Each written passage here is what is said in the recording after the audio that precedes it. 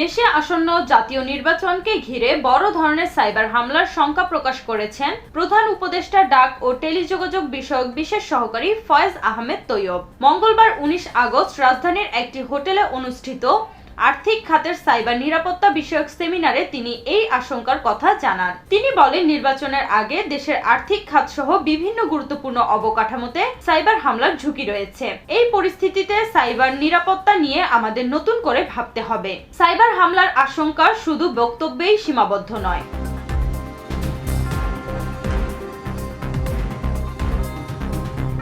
গত জুলাই মাসে বাংলাদেশ ব্যাংকের information and communications technology ICT বিভাগ থেকে দেশের ব্যাংক, আর্থিক প্রতিষ্ঠান ও ডিজিটাল পেমেন্ট সেবাদাতাদের উদ্দেশ্যে এক সতর্ক বার্তা জারি করা হয়। চিঠিতে বলা হয়, আগামী দিনে দেশের গুরুত্বপূর্ণ তথ্য পরিকাঠামো, সিআইআই, ব্যাংকিং খাত, স্বাস্থ্য সেবা এবং সরকারি বেসরকারি প্রতিষ্ঠানগুলো বড় ধরনের সাইবার হুমকির মুখে রয়েছে।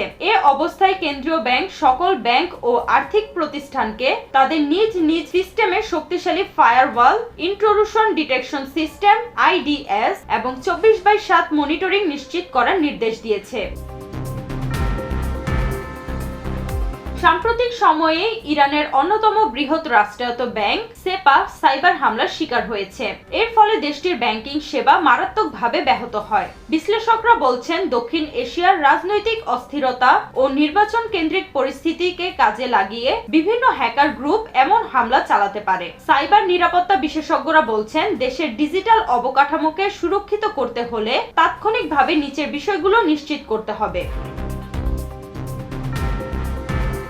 প্রতিটি প্রতিষ্ঠানে সাইবার ইমার্জেন্সি রেসপন্স টিম গঠন, কর্মীদের নিয়মিত সাইবার সিকিউরিটি প্রশিক্ষণ, থার্ড পার্টি সফটওয়্যারের নিরাপত্তা যাচাই, তথ্য ব্যাকআপ এবং এনক্রিপশন ব্যবস্থার আধুনিকায়ন। নির্বাচনের মতো গুরুত্বপূর্ণ সময়ের আগে সাইবার হুমকি বাস্তব এবং ক্রমবর্ধমান। ব্যক্তিগত, প্রাতিষ্ঠানিক এবং রাষ্ট্রীয় পর্যায়ে সবাইকে সজাগ ও সতর্ক থাকতে হবে, কারণ একটি বড় ধরনের সাইবার হামলা কেবল আর্থিক ক্ষতি নয়, রাষ্ট্রীয় নিরাপত্তা ও স্থিতিশীলতাকেও হুমকির মুখে ফেলতে পারে।